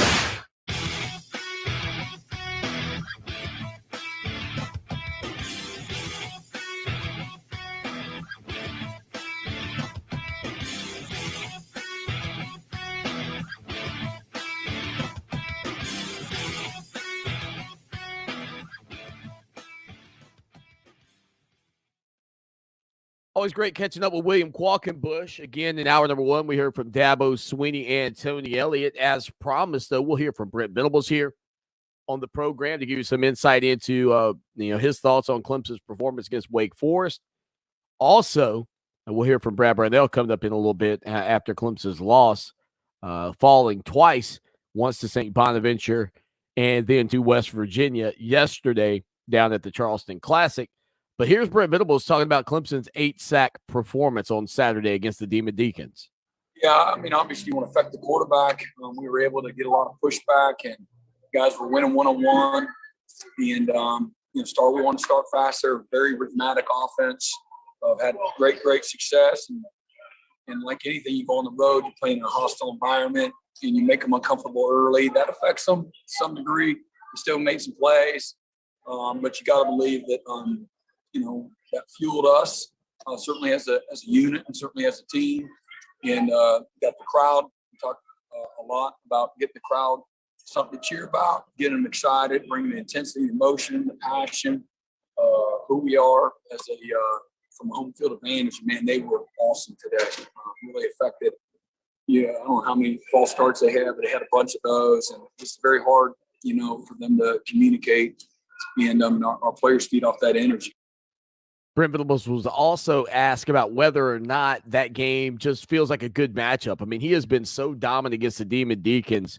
I mean, what is it about this game that just works for him? I mean, you feel good. That's the most complete group of receivers they've had. And, again, they're averaging over 50 points a game the last, I believe, 5 or 6 games. And so they're very, again, that football is a rhythmic game as well. We knew we'd be in some strain, some stressful situations. There'd be some strain. They put you in a lot of conflict. And we felt that conflict. They made some plays. We love this game will push back on you and will punish you for the slightest mistake. So we really talked about, be physical, but be aggressive in your schemes, but you got to play with great precision. This team really forces you to match with precision and your fundamentals and technique. And we started really well that way. We played in a lot of spots that way very well. Some plays, some drives, some calls that you'd like to have back. We earned some really good calls a few times, and we did not execute well. We were not as precise as when one time we were third medium and we were going to bracket a guy, and we got a guy sitting for the inside, and the guy that's supposed to be on the outside, we just completely blew it. And so whether that's the moment or whatnot, who knows? But we really, I'll be honest, there's a lot that I love. We won the game, but we did not play our best at times. I'm not sure what that horn sound was in the background. Typically, we know the jugs machine. That sounded like somebody honking a horn. I don't know. Nonetheless, he was also asked, Brent Venables was also asked about South Carolina's running backs and what the Clemson Tigers will be dealing with on Saturday in Williams-Brice under the lights. Yeah, they're deep at running back. They're really good. And, the thing that Wake does, they make it really hard to get the quarterback run game involved. And they can get the extra hat, and they ride the slow mesh, and then he can keep it and follow the back. There's a lot going on there that may or not meet the naked eye and put a lot of stress on you. I know South Carolina, they're deep at running back. They're really good. Got big, strong dudes. They got speed, and then they got some guys in space that are very explosive and home run hitters. And we were talking, after our game with our guys that there's a few positions on the team. Another, they got that really good receiver, number 6, and you've got good tight ends, and then the running backs might be the strength of their offense. Really good depth there, and some real playmakers. 803-450-0086, the show that shakes the Southland Clemson Sports Talk on a Monday afternoon. One of the guys that'll be called upon to frustrate and discombobulate and blow up that South Carolina defense will be Trenton Simpson, who has really been blossoming in recent weeks. Here are Coach Venables' thoughts on the young, talented former 5-star linebacker. Yeah, and then there's so much more I want to do as well to utilize his skill set. He's proud of him. Because there's a learning curve there, and he's been awesome. He's gotten better as the years gone on, and that's what you want for all your players. He's been a terrific leader and just very dynamic, and some of the things he could do, just trying to within the confines of what we do, find ways to in position to utilize his skill set to fit in with everybody else's. He's really proud of him. The final thing from Brent Venables, the relationship that he has with James Skalski, who's a 6-year senior, a super senior, and that father-son sort of mentality that those two can kind of have with each other, their relationship. And, it was really Skalski's sack early on in the game that set the tone for this Clemson Tiger team. And I think was a huge reason that the Demon Deacons were so frustrated early on. Yeah, it's awesome. Jamie's made a ton of huge plays for us, home and away. And senior day here in the Valley, man, it's so special. and he's meant so much to us, our locker room and our defense, and him and Balin, and all of our seniors. They've been just amazing. But Jamie, he's been real special. You got that dog that everybody loves when you watch him play. Plays with great passion, intensity, and toughness, and he's so smart. Makes very, very few mistakes. He just helps everything be fluid on our side of the ball. So that was huge. No surprise. He's going to play his best, when the back's against the wall. And his last opportunity, man, he's got an amazing, all of our seniors too, but amazing legacy. So there you go. Brent Venables breaking it all down, talking about the Clemson Tigers and the Demon Deacons. 48-27 the final score. Another just solid defensive performance against Wake Forest, especially, not if you're talking about the passing game. Look, Sam Hartman was still solid through the air. But if you're talking about, and again, his numbers were 27-43, 312 yards, 1 touchdown, and 1 interception. But rushing, 31 carries, 36 yards, 1.2 yards per carry. That is, as we say in the business, getting the J-O-B, say it with me, D-O-N-E, the job done. We'll hear from a guy that didn't get the job done, counting the number of players on the court, Brad Brownell, right after this. Hey, it's Tumbleweed, and nothing goes better with Gamecock or Clemson football than a soft drink Cheerwine. Tailgating at home or with friends? Here's what I like to do with Cheerwine. Number 1, of course, drink an ice-cold Cheerwine. Number 2, I make a tremendous glaze that I can put on my ham and my wings with Cheerwine. Hot or cold, Cheerwine brings out the flavor. You've never had a Cheerwine? Try some local flavor today with your favorite food. It's Southern football's trusty cherry sidekick. Cheerwine, uniquely Southern. Hi, I'm Alicia Kaufman-Quinton. My daddy, Billy Kaufman, opened Kaufman's Meat Plant at our present location in 1955. My family still works hard every day to ensure fresh quality cuts of beef, pork, and poultry. How about a tasty T-bone, ribeye, or New York strip steak? But to order at Kaufman's Meat and Place. Just look for the signs near the intersection of US 1 and I-20 in Lexington. Call us at 356-0076 to place your order. Kaufman's Meat and Place, when you want the very best your money can buy. This is Clay Travis. Here's what's trending from the iHeart Sports Network. Presented by BioNTech and Pfizer. Justin Herbert rallied the Chargers past the Steelers in a wild one on Sunday Night Football. We know Herbert's big, huge arm, but it's his steadiness and calm demeanor that stands out. He always makes the right choices. He's Andrew Luck with better decisions. Confidence is a gift when you don't have to show it off, and Herbert has it. Size, mobility, arm, and confidence. I'm Colin Cowherd. Festivals, football, the great outdoors. Some people say fall is the best time of the year. It may also be a great time to consider getting vaccinated against COVID-19. Sponsored by BioNTech and Pfizer.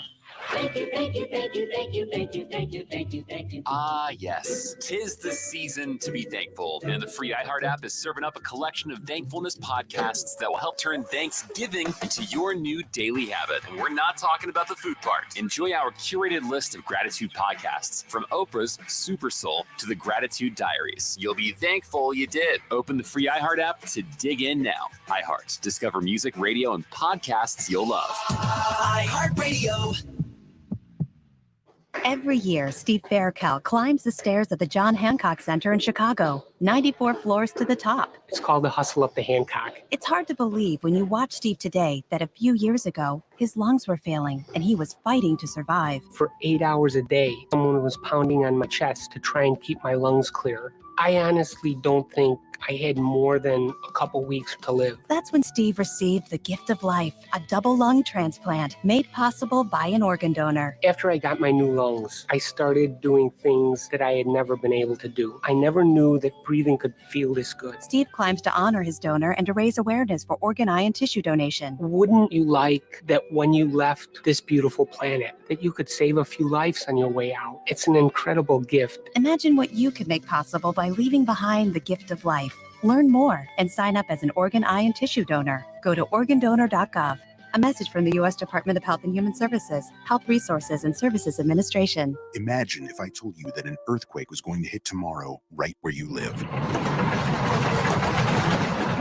that it would be 6.5 in magnitude with aftershocks occurring twice 25 minutes apart. You'd no doubt talk with your loved ones, and you'd make a plan today.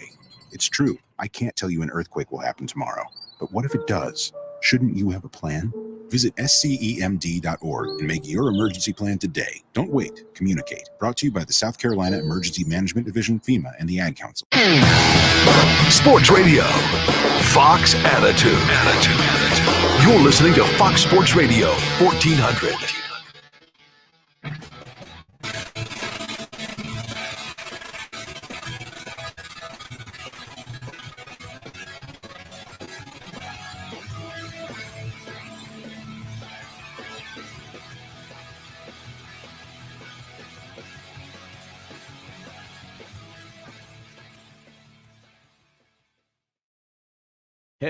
Heading into the back half of the show. Don't forget, Monday, Tuesday, we're on the air. We'll be back on Friday. Hope you have a great Thanksgiving with your family and friends. We'll be taking some time off, 4 hours as well. And again, all ahead of this Clemson, South Carolina matchup coming up on Saturday night at Williams-Brice Stadium. But Clemson was down at the Charleston Classic in hoops. They lost to St. Bonaventure, but then yesterday's loss to West Virginia, inexplicable the way things shook out with a bad mistake, as the Clemson coaching staff missed the fact that they had 6 players on the court.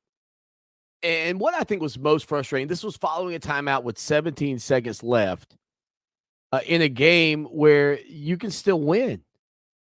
Instead, the Mountaineers hit both free throws. They go up 5, and then they get the ball back. I mean, Brad Brownell, again, was asked about it after the game, and given his tenure at Clemson, I don't know that there's been a more inexcusable play. I don't know if they win that game either way, but 6 guys on the court after a timeout, that's rec league. Yeah, just made a mistake. Apologize to our players. They decided to put in Chase Hunter, and somebody forgot to tell PJ that, hey, you're out. And obviously, PJ was in the back, and nobody saw him. I guess Chase didn't tell him that he was out, and that happened. Disappointed to our players. Certainly, it was a bad mistake at the inopportune time. The huddle after the technical, I saw you had your arms around the guys. Were you just apologizing? Yeah, apologizing to my team. The last thing you want to do as a head coach is let your guys down. Our team didn't feel very well today. We're battling a lot. We've been battling a lot ever since we got here physically. Take nothing away from West Virginia. We played, just poor enough to lose the game. I thought my kids fought. Hunter doesn't feel well. PJ doesn't feel well. Alex Hemingway's not here. Chase Hunter doesn't feel well. We've got a bunch of guys on our team that are not in good spirits and are fighting their tails off. And, as a coach, you let them down in a time of need. And, I feel awful for them. And so I apologize to you. So there you go. Brad Brownell saying he apologized to the players. I do wonder how many times in Mike Krzyzewski's tenure at Duke that's happened. I can't imagine many, but if at all. But maybe it has. One of the other things this team was dealing with this weekend was a flu/respiratory issue that was going around. And I don't know that that had anything to do with it. And Brad Brownell said he didn't think so either. But, being healthy is a key for sure. We didn't lose because we weren't feeling well. We lost because we didn't play good enough basketball. We had leads in both games. And I just told our team, guys, we played some really good basketball this weekend. It's disappointing we lost 2 games. But when you play good teams, competitive teams, you got to play the full 40 minutes. You got to finish. We got exposed for some weaknesses. And, it's not – we have enough guys healthy and ready to go that we need to figure out ways to win. And, we didn't get it done, coaches and players. So, this was a good learning experience for us, challenging environment, to be honest with you. For 2 days, we played as a road team. And so it's been good to be exposed to that. And, we got a little bit rattled tonight. I didn't think we got as rattled against Bonnie's. I just thought Bonnie's made some incredible shots and made some great plays. Tonight we got rattled and we turned the ball over. And, we gave the game away from that because of our lack of execution on offense. Brad Brownell speaking following Clemson's 66-59 loss to West Virginia. yesterday up or down in Charleston. Clemson will return to action at 2 o'clock Friday as they will take on Charleston Southern. That's going to be on the ACC Network Extra package. Brad Brownell also gave some details or more details about the little bug that they were dealing with as a team. Yeah, just upper respiratory stuff that's, been through our team. Really started when we got here. It started with one player, and then every day after, there's just been more guys. I'm worried about me and some of the staff now. So, but it's just something you got to deal with. We'll be fine. And finally, this group turned the ball over 20 times in this ball game against West Virginia. That press, Bob Huggins, the job that he's done, the job that he has done at multiple stops with that. It is certainly a painful thing to have to fight. But Clemson had a 10-point lead, and they had a 16-point lead against St. Bonaventure, but just couldn't close the deal. I mean, it's really good. Obviously, they're big, long, athletic at every position, and they have, he plays 9 or 10 guys. He's playing 10 guys, so there's usually fresh people out there. They mix it up. They run and jump you on the dribble. They, zone you full court. They man you full court. They trap some ball screens. They rotate to different guys. And when we executed, we got the ball out and got some open shots. When we didn't, it was a turnover. A few of them were for points. We got a couple players got exposed. We talk all the time about you got to be able to play quickly and play at a stop. When you come to a stop, when you need to make a play, they're going to make you play faster. You're going to have to drive the ball. You're going to have to be aggressive at certain times. And when you do, they're going to come running. And so now you've got to make the right decision. And, we didn't have some guys make very good decisions tonight. And certainly that was attributed to their pressure, their athleticism, their toughness. That was a big factor. That indeed was a big factor. 803-450-0086. Again, Clemson back in action Friday at home against Charleston Southern at 2 p.m. I feel like we've seen some moments with this group. And again, I go back to the inexcusable fact that you have 6 players on the court after a timeout with 17 seconds left. And I'm flabbergasted, but I've also seen that this team can play really good basketball, better than I expected. I still think we're seeing with some of the way these teams are getting back in these games and coming from behind. I do think some of it still has to do with being undersized at guard. I honestly believe that. But I think this basketball team thus far, the fact that you were up 16 against the top 25 St. Bonaventure team, the fact that you were up 10 against West Virginia, that is a positive thing. But you have to close the deal, and you can't have those inexcusable. I mean, that is, again, like I said, it's like rec league to have 6 players on the court. That's some stuff I would see at church league or whatever you call it, upward basketball. It can't happen at Clemson, in my opinion. With a quick break, final segment next. iHeartRadio Earth is here with little tips for a healthier planet. 30 to 40% of food goes uneaten in the U.S., and the average American family of 4 loses $1,500 to uneaten food each year. Shop smarter and save money and emissions by making a grocery list, controlling meal portions, eating leftovers, and composting. When we all chip in, our world becomes a better place. Brought to you by iHeartRadio Earth and the National Environmental Education Foundation. To find more tips for smarter, sustainable living, or to take action in your own community, go to iHeartRadio.com/Earth. By texting 64,000, you agree to receive recurring automated marketing messages from Possible Finance. Message and data rates may apply. No purchase required. No guarantee of credit score increase. Terms apply. Available at possiblefinance.com/privacy. I screwed up my credit when I was younger. I often find myself scraping by right before rent is due. If you need cash or are looking to rebuild credit, Possible Finance can loan you up to $500 in minutes. Good credit not required. Just text READY to 64,000 to download the Possible Finance app. Within an hour of applying, there was money on my debit card. Where else are you going to get money at 10 p.m. on a Sunday night? Repay the loan in installments and change your payment date with no fee. For someone who's building credit, this is the best. My credit score went up after the first 2 payments. I had trouble paying, so I moved my payment 2 weeks later without hurting my score. It helped me big time. Just text READY to 64,000 to download the Possible Finance app and get up to $500 in minutes. Text READY to 64,000 to download Possible Finance. Text READY to 64,000. Dad, this is fun. I didn't think I liked kayaking. Well, I'm glad you enjoyed it, but I think it's time to head back in. Okay. Can we come back? Sure.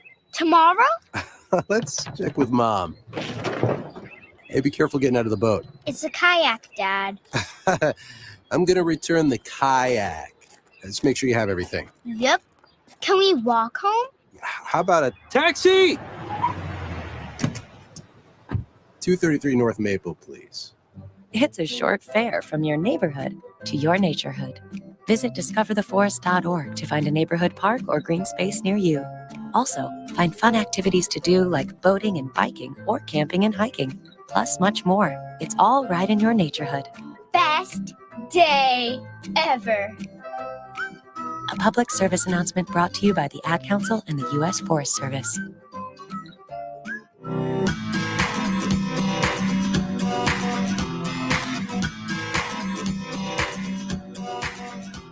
People been saying to your friend, get a different face, and posting on their feed, they're super ugly. The things they say to them online are cruel and they're not true. So tell your friend, I'll stand up for you. Don't worry, I know what to do. Oh, tell the world I see with an emoji to stop the bullies. Know someone who's being bullied online? Send the witness emoji. It looks like an eye in a speech bubble, and it's in the symbol section near the clocks in your phone. You'll let the world know it isn't cool, and you'll let your friend know you care. Learn more about the witness emoji at eyewitnessbullying.org. Brought to you by the Ad Council. Families affected by disasters urgently need support. Help the American Red Cross provide meals and shelter to those affected by disasters, big and small. Donate to Red Cross Disaster Relief. Go to redcross.org or call 1-800-RED-CROSS. Fox Sports Radio 1400. Online at foxsportsradio1400.com. On your phone with the iHeartRadio app and on hundreds of devices like Alexa, Google Home, Xbox, and Sonos. An iHeartRadio station.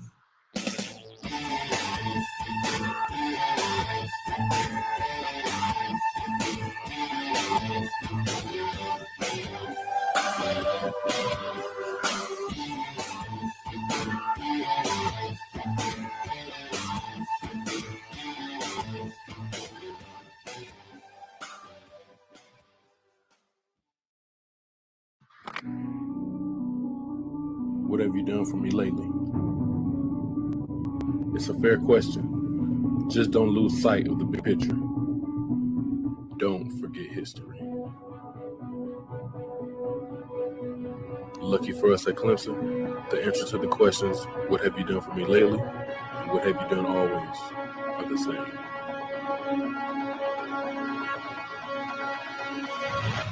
We win.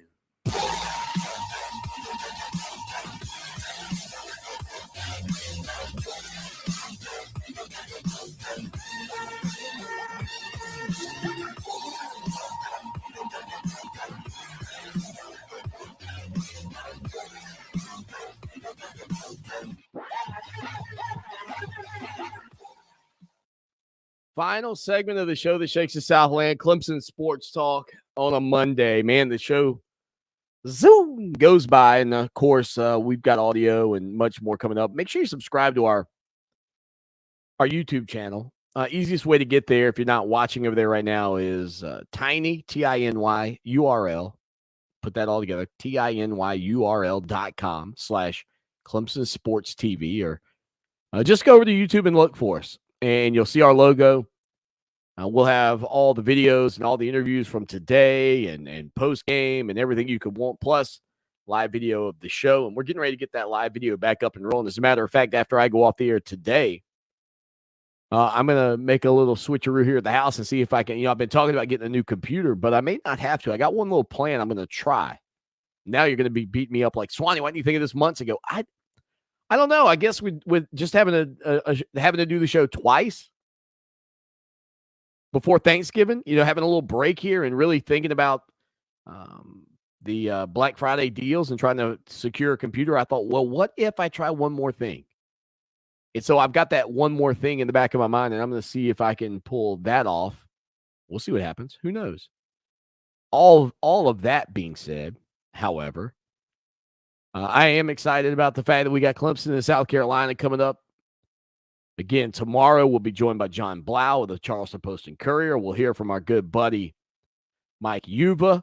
And then on Friday, a plethora of guests. We hope to get Roddy Jones with us, Clemson Tom, Tommy Bowden, Jamie Bradford, JB from the Bradford and JB and Goldwater show. And honestly, just get some inside scoop into Clemson and South Carolina ahead of this matchup at Williams-Brice Stadium, which I think the feelings around it from the South Carolina perspective have changed.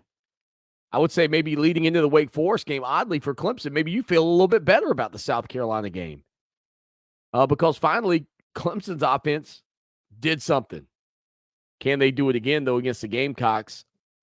And also, what will it look like when we venture into Williams-Brice Stadium on Saturday? What will it look like as far as the numbers of Tiger fans versus Gamecocks? Because that venue has been scarcely visited by Gamecocks this year, sadly. I mean, in year one, that's the thing. Like in year one, Gamecocks, you want to come after me when I make the suggestion that if Shane Beamer's offered the job at Virginia Tech, that he would take it. But then you don't show up in big numbers to support him in year one. Let me ask you this. Hypothetically speaking, forget how bad Virginia Tech is or isn't, whatever. What do you think Lane Stadium would look like in Blacksburg, Virginia, every weekend with Shane Beamer as the head coach? I'll hang up and listen. The place would be packed. It would absolutely be slammed. Yet South Carolina, it's an apathetic fan base towards a brand new regime. A regime that's got you bowl eligible. So are you going to turn out on Saturday? Or are you going to allow Clemson to walk into your house and overrun the place with orange? I mean, it's a legitimate question to ask. Are you going to allow Clemson to overrun that venue? They have in the past in recent years. And given what I've seen on the television this season, I don't have any reason to think Clemson won't, unless just all of a sudden, after becoming bowl eligible, Gamecock fans decide to show up for this one. So a new era in this rivalry between South Carolina and Clemson kicks off on Saturday. What will it look like? And we'll be here all week to discuss it.